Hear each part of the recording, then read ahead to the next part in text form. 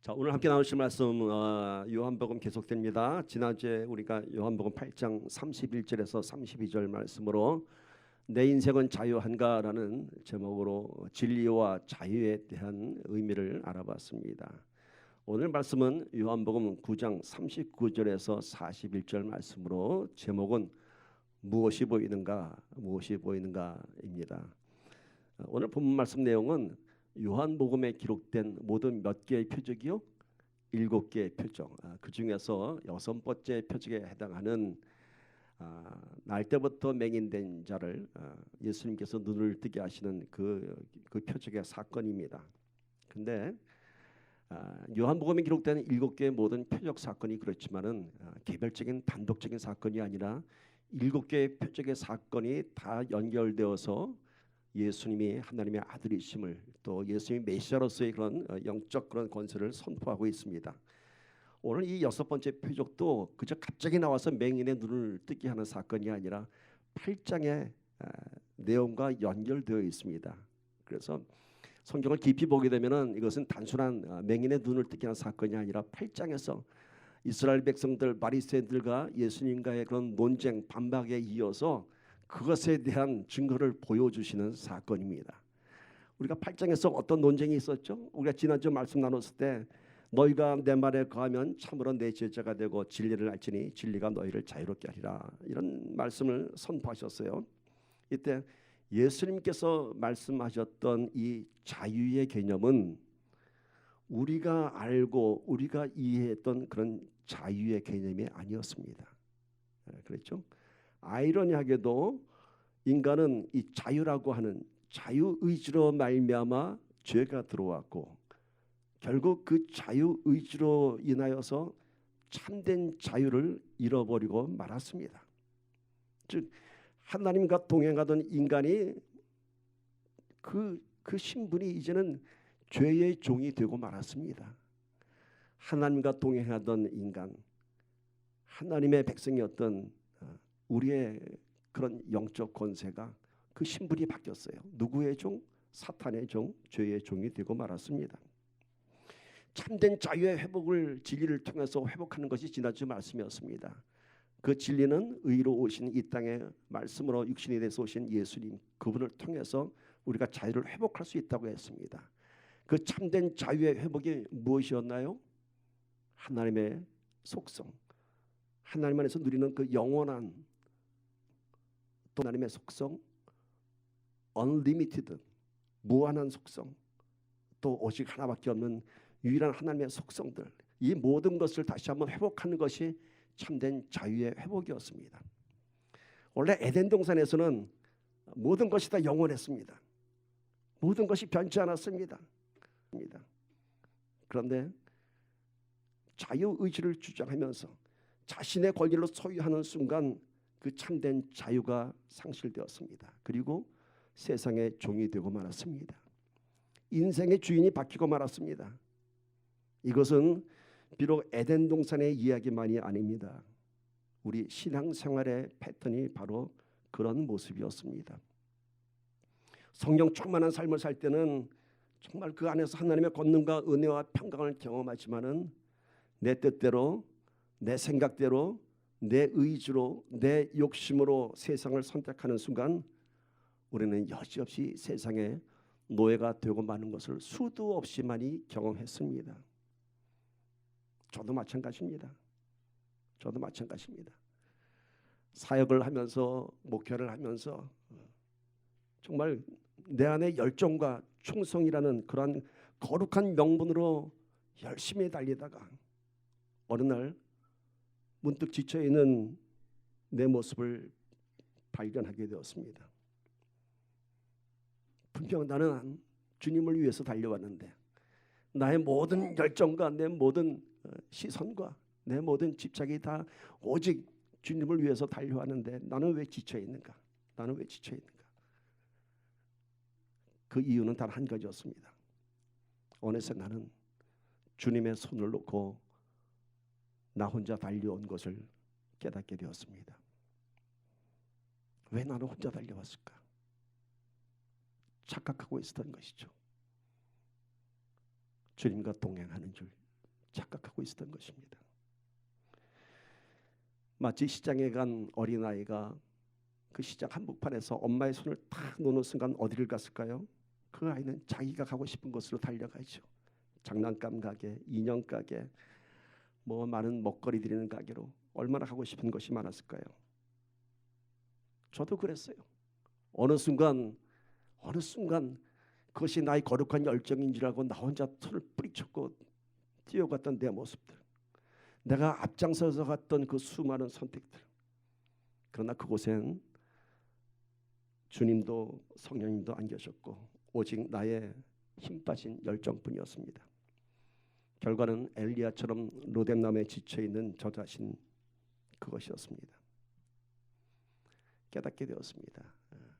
세상은 I can do it 이라는 아주 멋진 명분을 우리에게 제시합니다. 우린 뭐든지 다 할 수 있어. 깨닫고 나니까 아니었습니다. I cannot do anything without Jesus. 우리가 그걸 깨달아야 됩니다.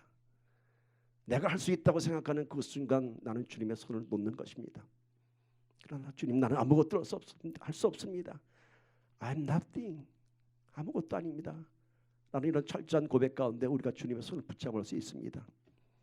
그때 우리가 진리를 붙잡는 것이고요. 그때 우리가 참된 자유가 회복이 되는 것입니다. 내 인생 자유한가라는 질문은 결국 나는 예수님 손을 잡고 있는가라는 질문입니다. 세상의 종이 되지 말고 우리 주님 말씀하십니다.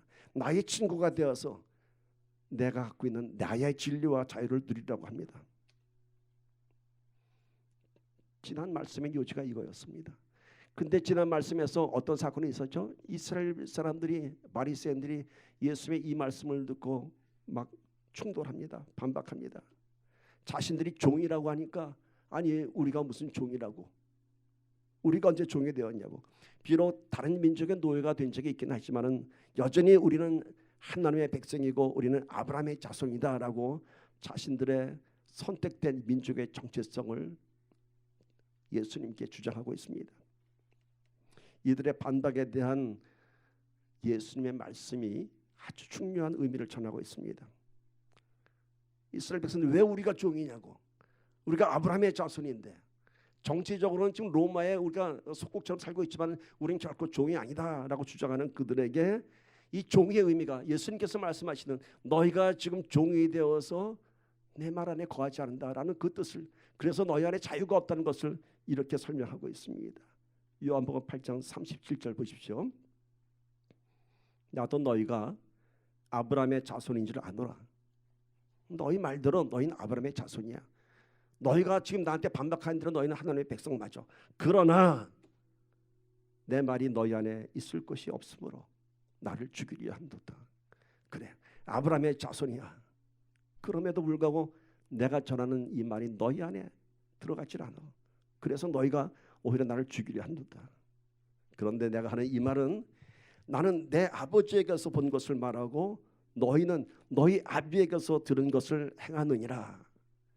여러분, 이 말씀은 아주 굉장히 깊은 의미를 던져주고 있습니다. 아마 이거 읽으면서 그렇게 쉽게 이해되지 않을 것입니다. 내 말이 너희 안에 거할 것이 없으므로 나를 죽이려 한도다. 이 말은 뒤집어서 얘기하면 너희가 내 말을 받아들이면은 너희가 살 텐데 오히려 내 말을 듣지 않고 나를 죽이려고 한다는 거예요. 너희가 내 말을 받아들이면은 너희가 진리를 붙잡고 진리 안에서 자유함을 얻을 텐데 오히려 그 말을 거부하고 나를 죽이려 한다고 하는 거예요. 결국 이스라엘 백성들은 예수를 십자가에 매달고 말았습니다. 왜 그들은 하나님의 백성 아브라함의 자손이라고 하면서 왜 예수님의 말씀을 받아들이지 않았을까요? 예수님께서 하시는 말씀과 그들이 지금까지 가장 엄격하게 지켰던 율법이 충돌했기 때문인 것입니다. 마치 예수님의 말씀은 율법을 무시하고 율법을 폐하는 것과 같았습니다. 안식일 날에 병자를 고치고 안식일 날에 귀신을 쫓아내고 안식일 날에 제자들과 함께 먹을 것을 먹고, 그리고 예수님께서는 율법에 대한 정의를 다시 선포하였어요.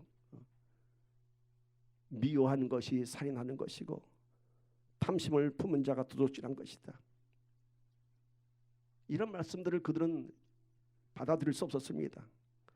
그들의 행위로서 피눈물 나게 율법을 지키면서 자신들의 거룩함을 자랑하는 그들에게 예수님은 그들의 거짓된 실상, 외식하는 그들의 위선을 드러냈습니다.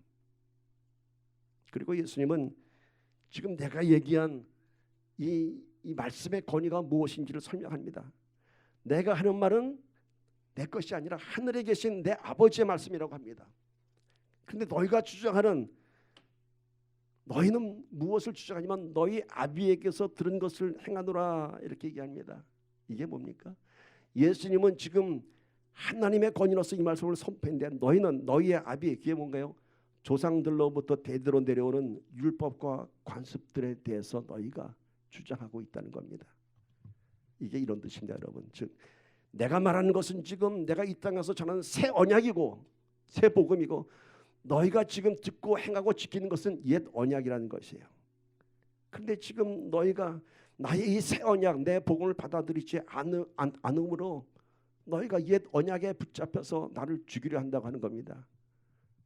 율법이 망가지는 것 때문에 자기네들이 정말 피눈물 나게 지켰던 율법을 파하는 예수님을 죽이려 했던 것입니다.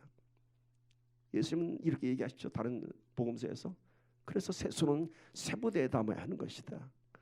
새수를 낡은 부대에 담으면 새술이 발효하면서 다 터지고 만다. 너희가 지금 갖고 있는 그런 율법과 규례와 관습에서 벗어나지 않으면 내 말씀을 감당할 수 없다는 것이에요. 생배 조각을 낡은 옷 위에 붙이지 않는다. 생배 조각을 낡은 옷에 붙이면 그 장력 때문에 옷이 더 찢어지고 맙니다. 복음의 권세 때문에 율법이 감당할 수 없는 거예요. 그래서 너희가 나를 죽이려 한다. 맞습니다. 이들은 지금 아브라함으로부터 내려오던 전통적인 율법과 신앙관을 버릴 수 없었습니다. 그런데 이게 이 성경 안에서만 사건일까요? 이 유대에만 예수를 십자가에 매달았겠습니까? 저도 그랬지만은 주님 말씀대로 살겠다고 믿음의 결단을 하고 고백했지만은 그 말씀대로 사는 것이 힘들어서, 그 말씀대로 살려니까 내가 포기하고 내가 버려야 할 것들이 너무 많아서 다시 세상의 방식대로 내가 살아가고 있다면 그것은 지금 오늘 예수님의 말씀처럼 내 말이 너희 안에 거할 것이 없으므로 너희가 나를 죽이려 한도다. 그 모습인 것입니다. 찬양 가사에 이런 가사가 있죠. 주님의 손과 발에 다시 못을 박던 이 죄인, 빌라도의 병사보다 악하고 추한 몸이 주님 앞에 무릎 꿇고 용서를 빕니다. 이것이 우리의 신앙의 모습들이었습니다.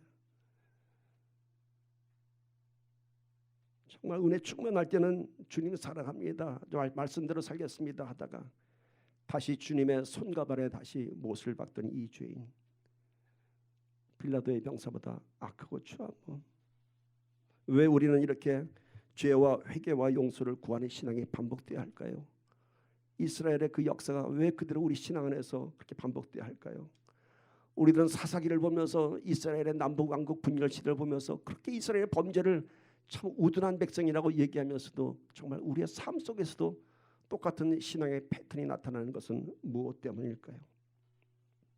안타깝게도 우리는 날 때부터 죄가 더 익숙하고 죄가 더 편한 존재로 태어났기 때문인 것입니다. 아이들이 크면서 언젠가부터 뭔가 숨기기 시작합니다. 손에 과자를 뒤로 숨기기도 합니다. 먹지 말라고 하니까 나 이거 먹을 거야. 더 크면 어떤 일이 벌어지는 줄 아세요? 자기 방문을 잠그기 시작합니다. 자기만의 공간을 만들려고 합니다. 그 부모의 시야에서 벗어나고 싶은 욕망이 시작되는 것입니다. 젖 먹일 때는 엄마가 안 보여도 금방 울던 아이가 이젠 오히려 엄마가 외출한 시간을 즐기기 시작합니다. 나라고 하는 자아의식이 시작하면서 나의 자유를 찾기 시작하면서 우리는 하나님의 시선에서 벗어나고 싶어 합니다. 그리고 우리는 결국 눈에 보이지 않는 하나님을 무시하며 눈에 보이는 세상의 현실에 종노릇하면서 살게 되는 것입니다. 내 눈에 보이는 세상의 현실이 진리인 것 같고 실상인 것 같지만 결코 진리가 될 수 없는 세상은 결국 인생은 헛되고 또 헛된 것이라는 그런 결론에 다다라서야 우리 인생의 실상이 허상이었던 것을 깨닫게 됩니다. 이렇게 살아야지만이 성공할 수밖에 없고 이렇게 살아야지 행복할 수 있어라는 그런 거짓의 아비에게 속아서 오늘 말씀처럼 거짓된 인생을 살아왔던 우리들의 모습입니다. 거짓의 아비, 거짓이 뭔가요? 허구, 허상, 존재하지 않는 것을 마치 그것이 실상인 것처럼 우리를 속이고 있습니다. 없는데 있는 것처럼 보이는 것. 사막의 신기루가 뭔가요? 먼지바람 날리는 그 사막인데 꼭 그곳에 가면 물이 있을 것 같아요. 그래서 다윗의 시편 42편 1절 보면은 하나님이여 사슴이 신의 물을 찾기에 갈급함 같이 내 영혼이 주를 찾기에 갈급하나이다. 목마른 사슴들이 저기 달려가면 물이 있을 거야 하고 달려가지만은 그것은 물 한 방울 없는 먼지바람만 부는 황량한 신기루입니다. 그곳에서 눈을 뜨고 죽어가는 사슴들을 다윗은 너무도 많이 보았습니다. 다윗은 이러한 목마름을 고백하고 있습니다. 내 영혼이 주를 찾기에 갈급하나이다. 오늘 우리의 이런 갈급함 가운데 우리가 주님 더 깊이 만나기를 간절히 소망합니다. 예수님은 우리를 거짓의 아비에게서 해방시켜 주시는 우리의 구원자이십니다. 그래서 예수님 만나면은 그때 비로소 우리가 지금까지 살아온 내 인생이 얼마나 엉터리였는지 알게 됩니다. 진짜를 만나면은 가짜를 깨닫게 됩니다. 신기루를 쫓던 인생에서 이제는 정말 우리의 영혼의 목마름을 해결할 수 있습니다. 목사가 되고 나니까 친구가 없어졌어요. 물론 여기에도 뭐 모임들이 다 있겠죠. 동창 모임도 있고 다 있는데 가지 않게 됩니다. 유일하게 만나는 친구가 하나 있습니다. 그것도 1년에 한 번 정도 한 해 잘 지냈니 하고 만나는 장로 친구가 있습니다. 그 친구하고는 중고등학교, 대학교 시절을 다 함께 지냈습니다. 그래서 지금까지 서로 인생의 스토리를 너무도 잘 압니다. 나는 그 친구의 모든 이야기를 다 압니다. 지금 살고 있는 와이프하고 어떻게 결혼했는지, 그가 미팅에서 누구를 만났는지도 알고 다 압니다. 그 친구도 마찬가지죠. 언젠가 둘이 만나서 저녁을 같이 먹었습니다. 그러면서 우리의 지난 날들을 한번 얘기했습니다. 정말 유일하게 지난 젊은 날을 회상하면서 추억을 더듬을 수 있는 그런 유일한 친구입니다. 근데 그 이야기가 결론이 어떻게 되는지 아세요? 우리가 이야기 나누면서 야, 참 그때 좋았지, 끝내줬어 우리. 그때 사실 정말 끝내주는 청춘을 지냈습니다. 우리들은요. 가는 곳마다 우리들은 인기가 많았습니다. 어쩌면 참 청춘으로서는 참 즐거웠던 기억이었겠죠. 근데 우리의 얘기의 결론은 뭔지 아세요? 야, 그때 참 끝내줬어. 참 좋았어. 참 그때 그 재밌었는데 이것이 아니라 우리의 결론은 이거였어요. 우리 정말 엉터리로 살았어. 우리 정말 엉터리였어. 물론 그 친구는 한국의 최고의 명문대를 나왔고 미국에 와서 다시 또 의과대학을 들어서 지금은 이제 닥터가 돼서 이제 남부럽지 않은 인생을 살고 있지만은 우리의 이야기는 그겁니다. 우리가 예수 만나기 전까지는 우리는 엉터리였어. 가짜였어. 남들은 성공된 인생을 살았다고 얘기할지 모르겠지만 우리의 결론은 엉터리였습니다. 이제는 장로가 되고 목사가 된 우리들입니다. 우리 어머님이 살아계실 때 우리의 젊은 시절을 다 알고 계시거든요. 우리 어머님은 그 친구 이름만 아는 것이 아니라 어떻게 지내야하는지 우리 어머님이 그러셨어요. 이젠 너희들이 장로가 되고 목사가 됐으니 이제는 걱정할 것 없다. 얼마나 우리들이 걱정을 끼쳤으면 그러셨을까. 정말 우리들이 지나온 날은 엉터리였습니다. 오늘 우리가 감사한 것은 우리가 주님의 말씀이 내 심령 안에 들어온다는 사실입니다. 우리가 하나님의 말씀을 받아들일 때에 우리의 인생이 참된 인생이 되어가는 것입니다. 그러나 우리가 하나님의 말씀을 받아들이지 않으면 내 말이 너희 안에 거할 것이 없으므로 나를 죽이려다 한 말씀처럼 우리는 다시 예수님을 십자가에 못 박는 사람이 되고 말 것입니다. 오늘 다시 한번 주님의 말씀을 붙잡으며 죄의 사슬을 풀고 진리를 붙잡은 인생, 참된 자유를 회복하는 인생이 되기를 축복합니다. 이러한 8장의 진리와 자유와 또 이스라엘 백성의 논쟁 끝에 드디어 9장에서 날 때부터 맹인된 자를 고치는 사건이 기록이 됩니다. 이 사건은 그저 눈먼 자를 눈뜨게 하는 것이 아니라 예수가 누구인지를 확실히 증거하는 사건입니다. 8장에서 예수의 말씀을 거부하고 반발하는 이스라엘 사람들에게 내 말에 거하면 너희가 진리를 알지니 진리가 너희를 자유케 하리라는 그 말씀이 실제적으로 이루어지는 기적의 현장을 보여주신 것입니다. 요한복음 9장 1절 3절 봅시다. 예수께서 길을 가실 때 날 때부터 맹인된 사람을 보신지라. 제자들이 물어서 이르되 라비여 이 사람이 맹인으로 난 것이 누구의 죄로 인함이니까 자기니까 그의 부모니까. 예수께서 대답하시되 이 사람이나 그 부모의 죄로 인한 것이 아니라 그에게서 하나님이 하시는 일을 나타내고자 하심이라. 날 때부터 맹인이 된 자입니다. 근데 예수님의 제자들이 물어봅니다. 선생님, 지금 날 때부터 맹인이 된 이 자가 누구의 죄 때문입니까? 부모의 죄 때문입니까? 그자의 죄 때문입니까? 이 질문은요, 당시 모든 병과 모든 재앙은 율법을 지키지 않은 죄에서 온 것이라는 그런 유대인의 근본적인 사상에서 나온 질문입니다. 이런 율법의 잣대로 사람을 죄인을 만드는 것입니다. 그런데 예수님은 이렇게 대답합니다. 이 자가 맹인이 된 것은 누구의 죄 때문이 아니다. 오직 하나님의 일을 나타내기 위함이다. 오늘 나를 통하여 내가 하나님의 아들임을 나타내기 위한 것이다. 바로 이것입니다. 제가 한국에서 사역하던 전도사 시절에 어느 날 제가 좀 큰 교통사고를 당했습니다.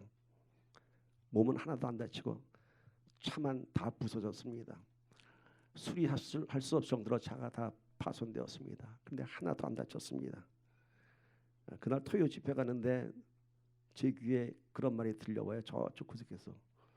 아니 제 전도사가 무슨 죄를 져서 그런 큰 사고가 났어? 뭘 잘못했어? 그러더라고요.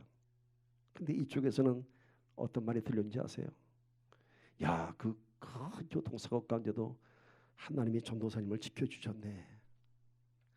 똑같은 사건을 보는 눈이 다른 거예요. 죄를 볼 것인가? 하나님의 은혜를 볼 것인가? 이날 눈뜬 이 맹인은 이날까지는 맹인으로 살아야 하는 고통의 시간이 있었지만은 그는 이날 예수님이 하나님의 아들임을 드러내기 위한 증거자가 되었습니다. 지금까지 맹인으로 살아온 그 고난의 시간이 있었지만은 그 인생의 의미가 고난의 의미가 뭐냐면 예수님이 하나님의 아들이심을 나를 통해서 드러내는 그런 위대한 증거자가 된 것입니다.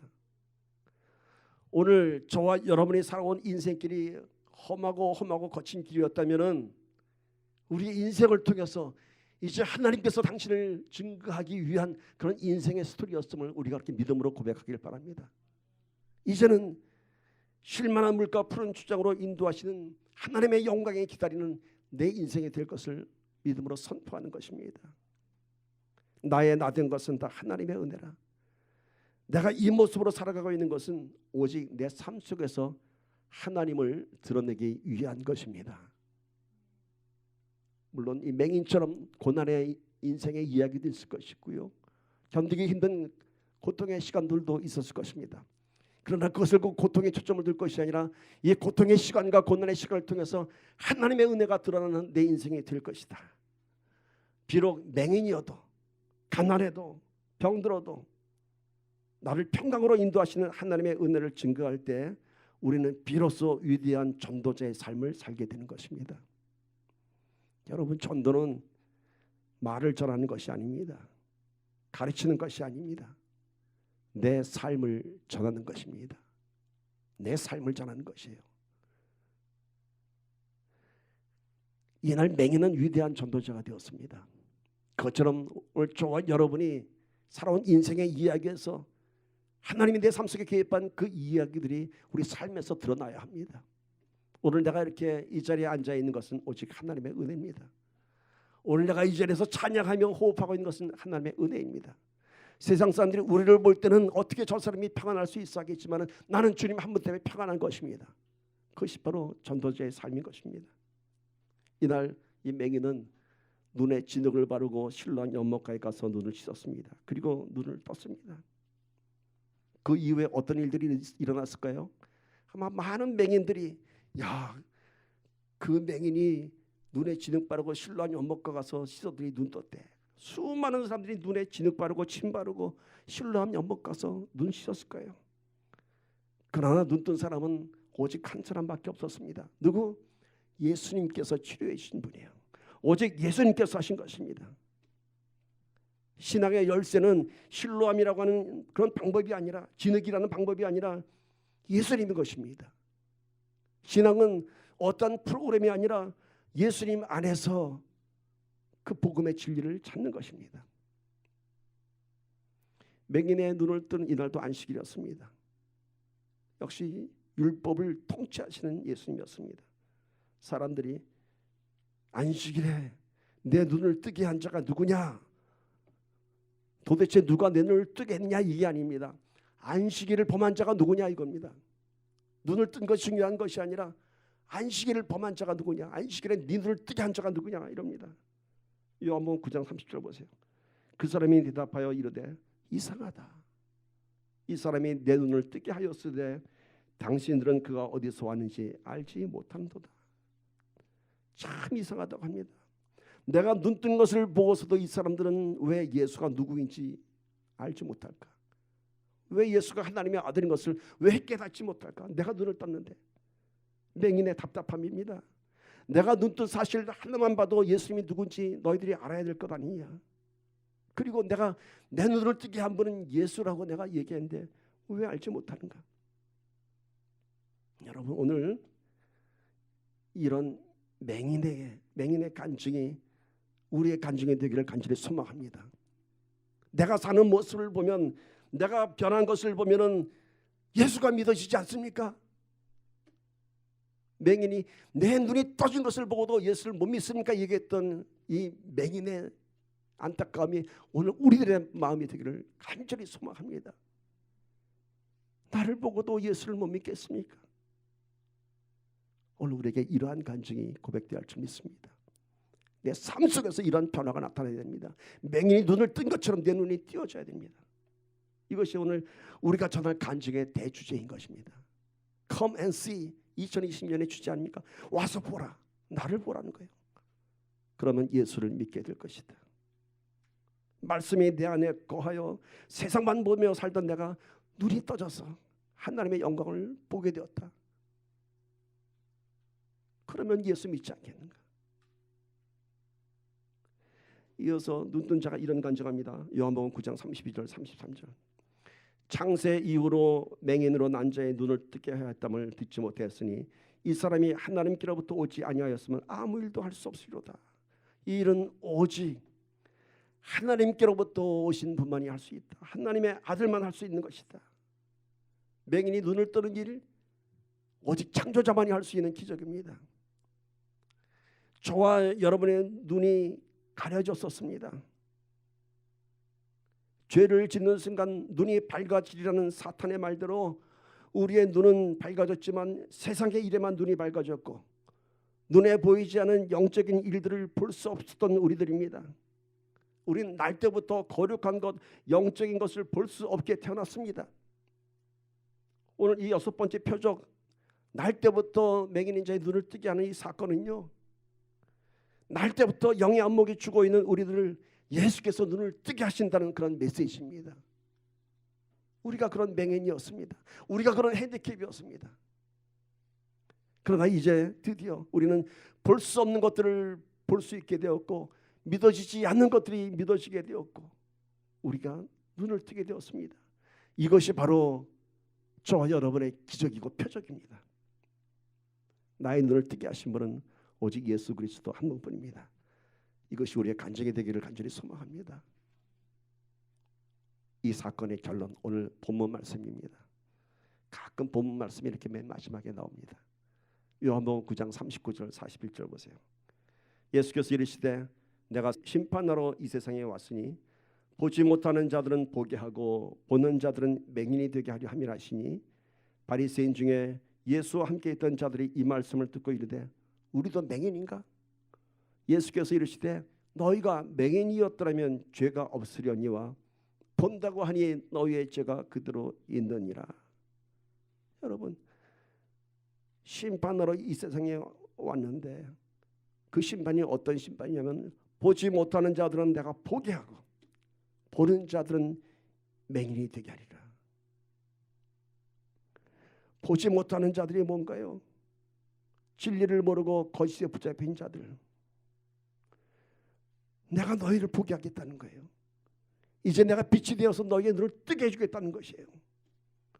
어둠의 세상에서 나와 함께 빛 가운데 거하게 될 것이다. 이제 영적인 안목을 열어주겠다는 것이에요. 믿음의 눈을 뜨게 하겠다는 것이에요. 그런데 그 뒤에 보니까 그러나 보는 자들은, 자, 보지 못하는 자들은 지금 눈을 뜨게 해주시겠다는 거예요. 지금까지 거짓의 진리에 붙잡혀 있던 너희들, 너희들 세상에 붙잡혀 있는 너희들, 내가 이제 빛이 되어서 너희 눈을 뜨게 하리라. 너희가 보지 못했으니까. 그러나 보는 자들은 맹인이 되게 하려 함이라. 무엇을 보는 자들인가요? 자기들의 의를 통해서 그것이 진리인 양 스스로 미혹된 자들, 스스로 본다고 하는 자들, 스스로 미혹된 자들, 그들은 결코 나의 거룩한 빛을 보지 못하리라. 여전히 자신의 인생에 묶여있는 자들, 나만을 보는 자들, 나만을 위하여 살아가는 자들, 그들은 나의 빛을 보지 못하리라. 유대인이 얘기합니다. 우리들이 맹인인가? 그랬더니 예수님께서 너희가 차라리 맹인이었다면 죄가 없으려니와 너희가 본다고 하지 않냐? 그 죄가 그대로 있다. 너희가 차라리 아무것도 보지 못하는 맹인이었다면 내가 그 허물을 물지 않을 텐데 너희가 모든 것을 보고 판단한다고 하니 너희가 보는 것들로 인하여, 너희가 판단하는 것들로 인하여 너희의 죄가 그대로 있느니라. 지금 예수님께서는 율법에 묶여있는 이 자들에 대해서 너희가 지금 그 율법에 묶여있음으로 인해서 너희의 죄가 그대로 있다는 것이에요. 율법으로는 죄가 해결될 수 없는 것이죠. 율법을 통해서는 자신들의 의만 드러내고 외식하는 바리새인이 되고 마는 것입니다. 너희가 율법만 보고 있으니 너희의 죄가 그대로 있느니라. 너희가 하나님을 모르고 맹인이었을 때 허물은 용서받을 수 있지만은 하나님을 알고 하나님을 믿으면서도 예수를 거부한 죄는 용서받을 수 없다는 것입니다. 오늘 우리의 허물을 보면서 진실된 고백 안에 믿음의 눈을 갖게 되기를 간절히 소망합니다. 세상의 빛 때문에 가려서 보지 못했던 거룩한 빛을 찾기를 바랍니다. 우리의 시선을 다시 한번 돌려보기를 바랍니다. 무엇이 보이는가? 여러분, 무엇을 보기를 원하십니까? 잘 아시는 페니 크로스비 여사의 간증을 전하면서 말씀을 마칩니다. 수많은 아름다운 찬송시를 썼던 3살 때 시력을 잃어서 맹인으로 95년을 살아야 했던 페니 크로스비 여사. 예수 나를 위하여 인내하신 구세주여, 예수가 우리를 부르는 소리, 수많은 찬송시를 썼습니다. 이 페니 크로스비 여사가 90세 되던 해에 어떤 기자가 물었습니다. 다시 태어난다면 어떻게 태어나시기를 원하십니까?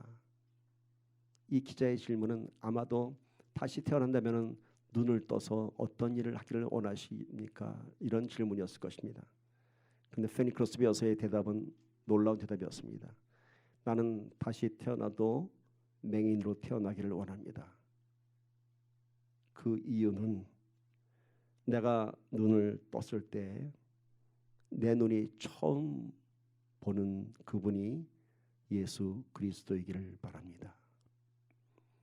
세상의 것 보지 않고 내가 눈을 다시 뜰 때 주님을 보기를 바란다는 그런 위대한 신앙 고백입니다.